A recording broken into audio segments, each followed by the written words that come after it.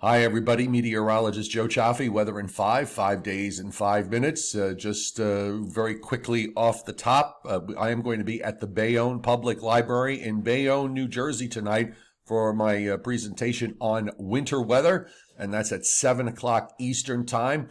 It is at 697 Avenue C in Bayonne, New Jersey, open to all, absolutely free. It's about an hour and a half presentation, which oftentimes winds up continuing well after it's done in the parking lot. And you can get more information by going to the Bayonne Library website, which is bayonnelibrary.org. And we have weather in 5 this morning, which is taking us probably through the weekend. And I'll give you at least a little bit of a heads up with regards to Thanksgiving week, which is going to be interesting around the middle part of next week. That's where I think we could see some travel headaches with a cold front, depending on how everything evolves. But at least for today, we're kind of waiting for this coastal low to get out of the way, and that has started our day out in some areas at least with cloud cover, particularly as you go north and east in through Pennsylvania, New Jersey, and on up into southern New England.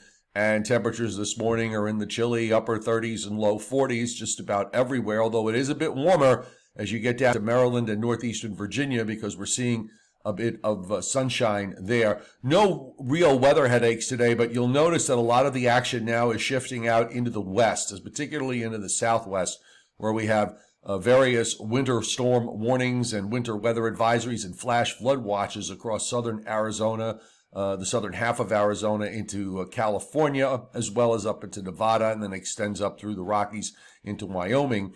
And that is because of a southern stream system that is moving eastward, and we've got a northern stream system that's producing a narrow area from Montana to Minnesota of winter weather advisories and winter storm warnings. Otherwise, weather across the east is very, very quiet. Here's the satellite loop this morning, and this is what we're waiting for. Finally, if you remember yesterday, that kind of a bowl trough here in the eastern part of the eastern U.S. back to the Great Lakes with a lot of clouds all over the place. We're finally seeing some improvement to the southwest, but the cloud line is still pretty stubborn right along the Maryland-Virginia border.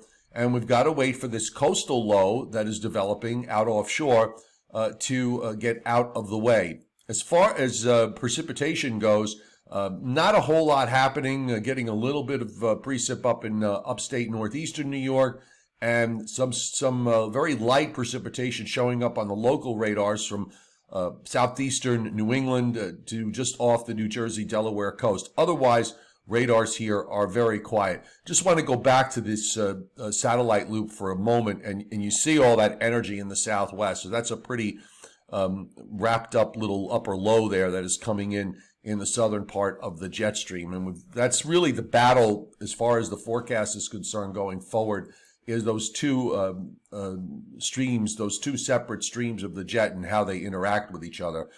Meanwhile, this morning, taking a look at the latest surface map that we have, there's that coastal low we're talking about. It's actually moved on out to the northeast. Looks like the map didn't quite update correctly. So let me just go back to the old one. And come on, I had it there. There.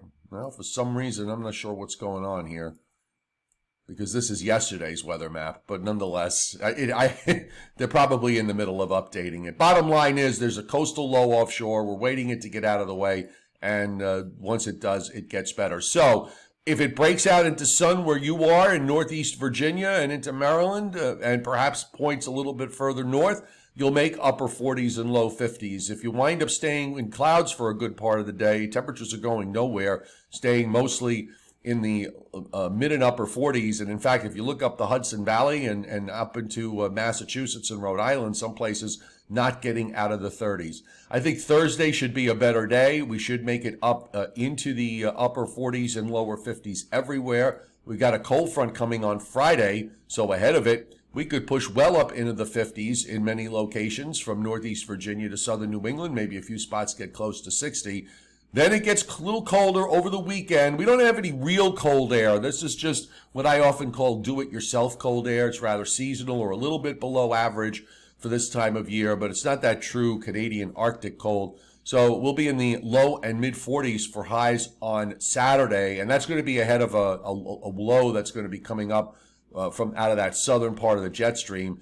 And then Sunday, when we get rid of this low, because I think we're going to probably see some rain here Saturday night into Sunday afternoon, weather conditions will start to improve after that, but it'll be mostly in the 40s. So very quickly, we'll take you through what the models are showing today. Again, once this offshore low gets out of the way, we will see weather conditions get better.